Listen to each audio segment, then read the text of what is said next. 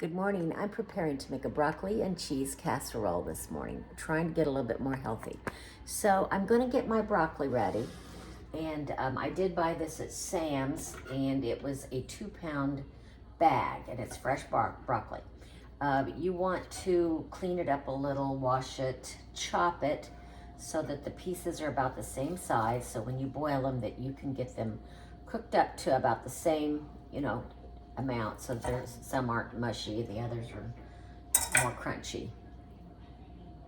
Adding just some salt to my water and turning it on to let it boil. The water's boiling. I'm going to put my chopped broccoli into the water.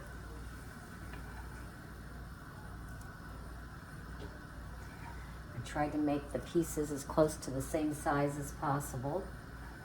Cleaned them up a little bit.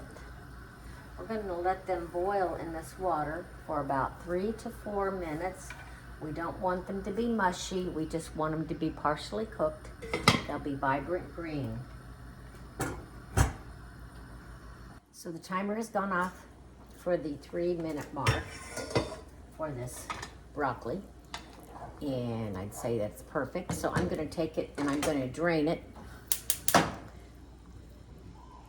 And in the same pot, you're going to melt 3 tablespoons of butter. I'm going to let that melt. Then I'm going to add 3 tablespoons of flour. The butter's about melted, so I'm adding my 3 tablespoons of flour into my butter. And we're going to cook that for just a little bit because we don't want the flour to be uncooked. You would just be able to taste it. It'd be kind of raw. So I'm going to cook that for, like maybe 2 minutes.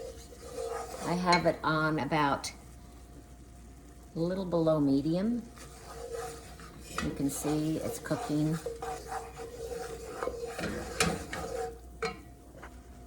Okay, so my flour and butter's been cooking for a couple of minutes. This is what you call making a roux.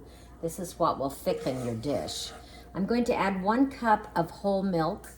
You can add 2%, but whole milk will just give it a little bit more richness.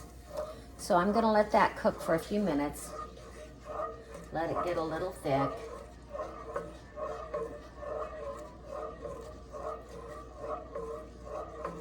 I'm going to whisk it good, make sure that it's getting very well mixed up.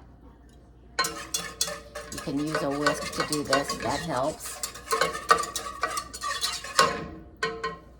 I'm gonna let this cook probably for about 3 to 5 minutes, depending on how long it takes it to get thick. I can already see where it's thickening. Okay, so that's pretty much ready. I'm gonna turn that down just a little. I don't want it to scorch, burn, or any of that. Okay. I'm gonna start adding 2 cups of my cheese that I've melted myself. Most recipes will tell you to try to use your cheese that you shred yourself. So I'm gonna get a cup ready. I mean, I could guess, but just to show you guys the right amount. It's gonna be 2 cups of shredded cheddar cheese. There's 1.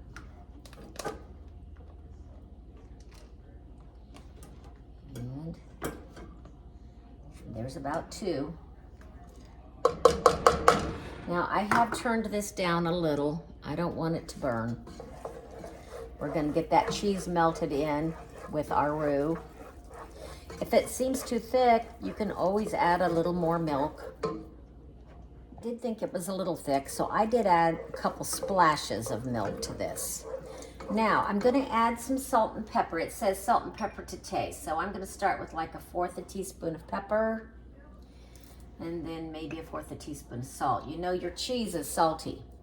So you could always add more salt to your dish when you're tasting it, or you put it on your plate. You can salt and pepper it. You just don't want it to be too salty. Okay, so there's that. I'm adding 1/4 teaspoon, a little less actually, of garlic powder. I don't want it to be too garlicky, but I like a little bit of a garlic taste. Okay. Now, I'm turning my stove off for a minute. And I have my broccoli ready. I'm going to bring it over, put it in my saucepan with my cheese sauce. Okay. I'm going to stir that up. Now I have turned my oven on 350. You don't even have to really, you could just eat this right out of this pan, I suppose, but I'm going to put mine in a casserole dish, and then I'm going to put some cracker crumbs on top. I just think that sounds especially good. Now, I do like a little bit of spice, so I, on my own, plan to add a little bit of red pepper flakes. You don't have to do this, especially if you don't like things that are spicy, but I like some spice in my food. So I'm gonna add some red pepper flakes, just, you know, a couple pinches, nothing major. And I'm gonna stir that up. You can also add different kinds of cheese. I don't have any mozzarella, but it was suggested mozzarella would be good in there. Okay. Spraying my casserole dish with some Pam. And you probably would use like an 8x8 or 9x9. This is a smaller rectangle pan. So I'm pouring my casserole ingredients for my broccoli and my cheese in there. Okay. I'm now going to make a topping. I am crushing up some Ritz crackers, and I'm melting about 2 tablespoons of butter that I'm going to mix with my crackers. And my crackers are going to go on top of my casserole dish. Stirring my crackers with the butter, getting it thoroughly mixed up. I have my oven preheating to 350 degrees. I'm just going to sprinkle these crackers on top of this casserole dish. That was actually about one sleeve of the crackers. You could probably cut that down just a little. This is just something I'm adding to the recipe because I like crunchy stuff, and it was suggested you can put things on top to make it more crunch, so you have a texture of crunch. And I do like that, so I did go ahead and do that. There we go. It is now ready to go into the oven. And this is a broccoli cheese casserole.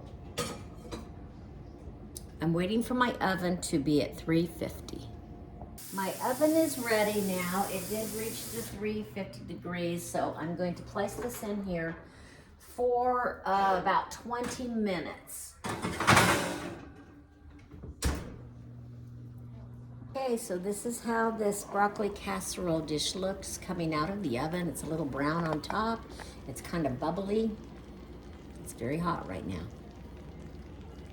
Okay, so here we are with this creamy, cheesy broccoli casserole with the little cracker crumbs on top. Let me see how it tastes. It's pretty hot, I guess. It's still steaming. Mmm. Mmm. Creamy. Mmm. Not too salty, just right. Pepper flakes added a little kick. Wow. So I would recommend this. You know, broccoli is very good for us. It's good fiber. It's it's at the top of the pile of the good foods for your body. So eat lots of broccoli. You could leave the crackers off if you don't want any carbohydrates really, but the rest of it's good for you. Okay, so if you like this recipe, thumbs up please, and subscribe to my videos. Thanks.